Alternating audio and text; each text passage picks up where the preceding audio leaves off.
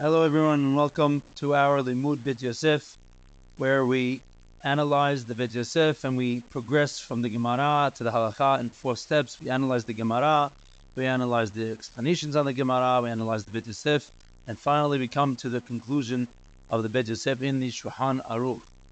Today we're learning siman Tafresh Ayin Aleph and we are at seif Hey. Seif Hey discusses where to put the Chanukiah, also known as the menorah, on the Chag of Hanukkah.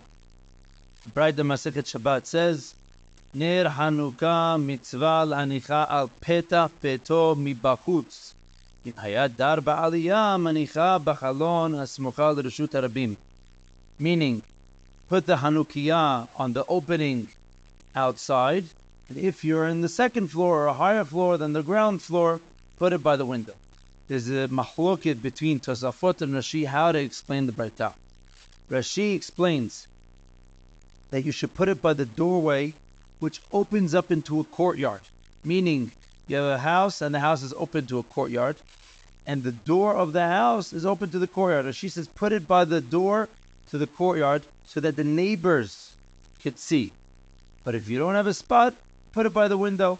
Tosafot argues, and Tosafot says you're supposed to put it by the Reshut Harabim, by the street, for passerbys, not for the neighbors to see. It's for passerbys to see, and put it at the entrance to the courtyard. And therefore the Braita is talking about where you don't have an entrance from the street to the courtyard, and therefore you put it by the window. Tosafot brings 2 proofs to this point. He brings a proof of halakha that we're going to learn at the end of the siman, that a home that has 2 entrances, it says put it by the entrance to the chatzer. And so clearly you see from here, says Tosafot, that it's by the entrance to the chatzer. Secondly, Tosafot says that a Gemara that we learned previously, that if you have a vessel that has 2 openings, the Gemara says it's good for 2 people.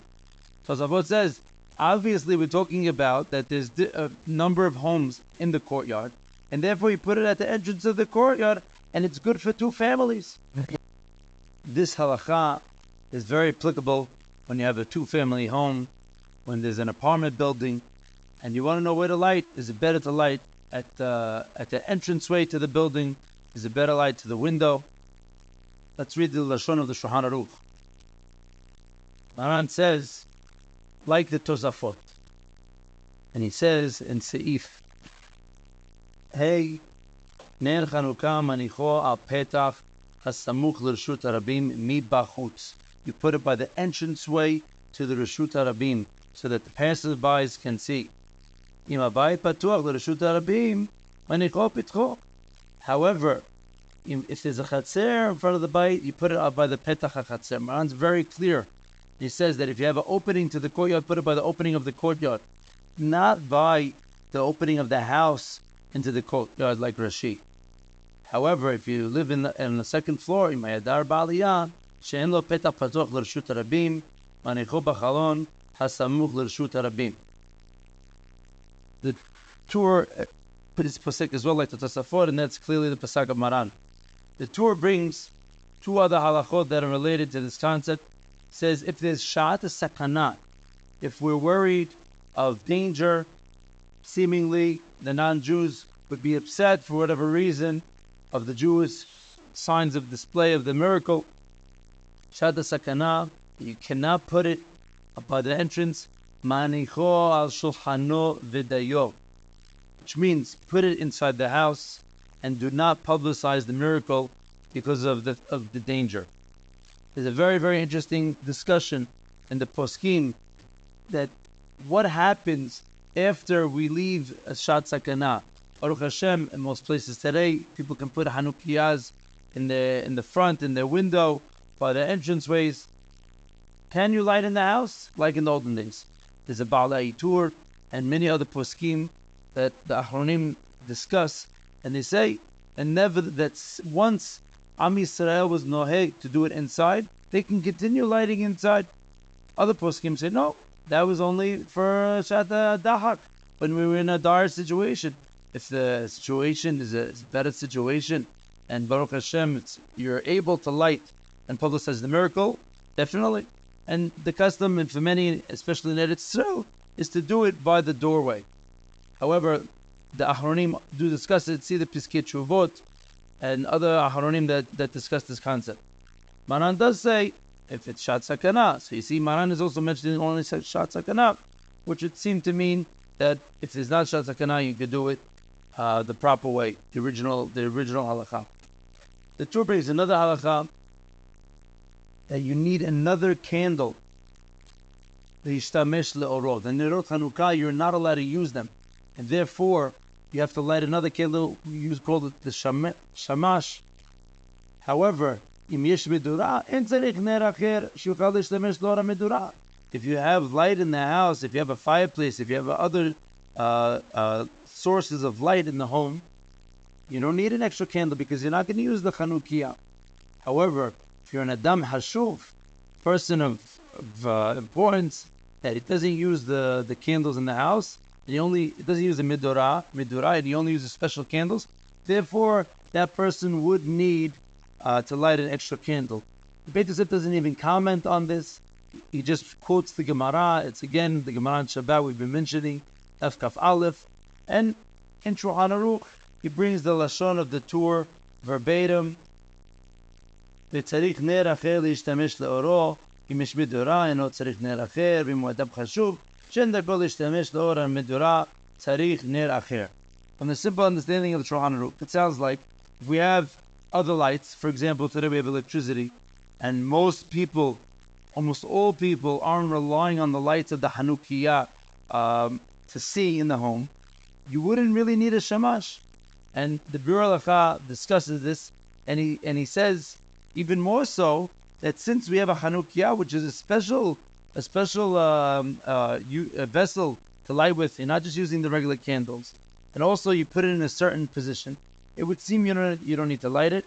However, it brings a Meiri that says, Meiri is one of the Rishonim, it says the Minhag HaOlam is to have a shamash, and also the Aharonim do bring this deen that even though really we don't need an extra candle, the Minhag is to light an extra candle. Nevertheless, the Biur Halacha quotes a Magen Avraham that we'll Bezat Hashem see later on, that if a person's stuck and he can only light one candle, for sure he doesn't have to light a shamash. We are now moving on to seif vav. Seif vav is a very interesting seif, how it develops, and we will see that there can be an opinion in the Gemara that is seemingly rejected from the Gemara, seemingly rejected from the Halakha. Nevertheless, it can be brought down in the Halakha. The Halakha is discussing where to put the Chanukiah in distance to the ground. Should it be above 10 tefachim or lower than 10 tefachim? The source of this Gemara is the sources of this halakha is the Gemara Bava Kama that discusses negligence of a store owner, and the Gemara says that if a camel, the camel has flax, has pishtan, and it's going in front of the store, and the store owner puts a candle in front of his store, and it causes a fire. Therefore, the store owner is chayav; he has to pay the camel owner for his flax. Rabbi Yehuda says, if it's ner Chanukah that he put in front of his store, patur, meaning to say that if a person puts a ner Chanukah in front of his store, he seemingly doesn't have a negligence obligation, a monetary negligence obligation. Amar Ravina says, you can learn from here. It has to be under 10 tefachim. Why? Because if you would say that you could light it above 10 tefachim, why is Rabbi Yehuda saying that he's patur? It must be that you put it in a certain position, and you have to put it in that certain position under 10 tefachim, and for that reason you're patur.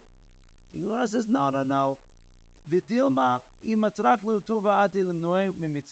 a few different languages in the Gemara, but basically the Gemara is saying that no, really, you could light above 10 or below 10. But Chachamim said, if we tell people that they could only light in a certain position above 10 or below 10, then they might stop doing the mitzvah, they might not be careful of the mitzvah, and therefore we weren't matriach. We didn't put a burden on the people to light only above 10. And therefore, the Gemara comes out and says, you could light above 10, you could light below 10. It doesn't really make a difference. And therefore there's no proof from this Gemara that you have to light under 10. The Rif and the Rambam, when they do not mention this halacha in this Sfarim, seemingly the reasoning is that since the Gemara disproved it, it's not the halacha. However, Rabbeinu Hananel, as well as 7 other Rishonim, bring this halacha. They bring that the halacha is like Ravina, that you have to light the Nirot Chanukah under Asarat Tefachim. The Ran explains, how could we be posek like a halacha that seemingly was disproved? He says, the Gemara disproved it simply, but Ravina and Rava thought it was the halacha, and therefore we're going to choose the words of Ravina and Rava over the disproof of the Gemara. It's a dilma be'alma. It's a deflection, and the halacha is not like the deflection. He also brings the Rosh. The Rosh also adds another reason. He says that since we're talking about Pirsum Hanes, when it's lower, people notice automatically that it's for something different. Generally, when people want to light things, they put things up higher to give better radiance. However, when it's under Asarat Tefachim, people notice it and there's more Pirsum Hanes. And many Rishonim, like the Bet Yosef bring, are posek that you have to light under 10. The Bet Yosef, as we know, has a rule. In the beginning of the Bet Yosef, in the beginning of Orach Chaim, he says he made a rule that he's going to be posek like 2 out of the 3 of Amudei Hora'ah, 2 out of the 3 of the opinions of the Rif, the Rambam, and the Rosh. Here, clearly, the Rif and the Rambam agree. What should we do? How should we posek? The Bet Yosef gives a very interesting answer, and I think it's a very important rule that he brings over and over. He says, what would the Rif and the Rambam say if you lit under 10 tefachim? They don't have a problem with it. They just said they didn't say you have to do it that way, but they don't have a problem. And since according to all the other opinions, for sure you should do it, and it's the right thing to do, it's the proper thing to do. So therefore, the halacha l'maaseh, he says, put it under Asarat Tefachim, because it's better to do the mitzvah according to all the opinions in that way. Therefore, that's how he's posek in Shulchan Aruch. He says, mitzvah lanichol lemata ma'asarat tefachim. However, if you put it above asarat tefachim, yatsa. People light inside. Meaning, under asarat tefachim is for Pirsum Hanes. People, for passers-by. In the house, maybe you can light above asarat tefachim. The Mordechai does hold that since we're lighting in the house, there's no problem. Put it put it above Asarat Tefachim, because there's no issue of a Pirsum Hanes as such. However, the Bet Yosef points out that the Torah doesn't make a distinction, and seemingly the Bet Yosef is saying that the Torah knows that people are lighting inside. Nevertheless, the Torah says you should light under Asarat Tefachim, and the Bet Yosef adds, Ken na'agu la'azot ha'metatekim, people that are capable of the mitzvot, light under Asarat Tefachim, like he mentioned in the Shulchan Aruch. The concept, again, we're going to mention a few times that since there's a custom to light inside, which halachot differ? You see from the Bet Yosef here that it doesn't make a difference. We don't give credence to the fact that people are lighting. The next halakha that we're going to discuss is what about lighting above Esrim Amah? The Gemara, in the same Gemara, says, the Ner Chanukah hinichal lemala me'esrim amah pesula kesukah or gemavoy, just like a sukkah, just like a eruv, a lechi and a korah that closes off the mavoy above esrim amah is pasul. The same thing with the laws of Chanukah. Bet Yosef brings that there's a Tosafot. The Tosafot says that if someone did light above esrim amah, they can't just bring it down. They have to extinguish it and light it again, because lighting is the ikar, hadzaka oseh mitzvah. And it's brought in the Torah, and the Bet Yosef will discuss it now, is how similar, the Gemara mentioned that the Hanukkah and Sukkah are similar, both that Esrim Amah is pasul. How similar are they? Rabbeinu Yoel, the Torah brings a discussion. And he says that Rabbeinu Yoel says that only when it's outside is there a problem with 20 amah. However, if it's indoors and it's above a wall and you could follow with your eye and you'll see the Chanukiah at over 20 amah, it's okay.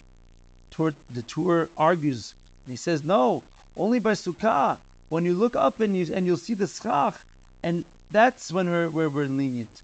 But by Chanukah, the schach isn't the roof. Who's looking for a light very high above the wall? The Beit Yosef does justify Rabbeinu Yoel, and it brings a Ma'ari Abu Ab, and he says, no, there's a difference if there's a wall or if there's open air. In open air, you don't look up, but if there's a wall, you will look up. The Shulchan Aruch doesn't bring this at all, and seemingly the opinion of Maran, like we say many times when there's a machloket and he doesn't bring the opinion, either he's deciding or not deciding. Here it seems clear that he's not saying that you could light above 20 amah, like the opinion of the Tur. Now the Dakei Moshe points out a very good point.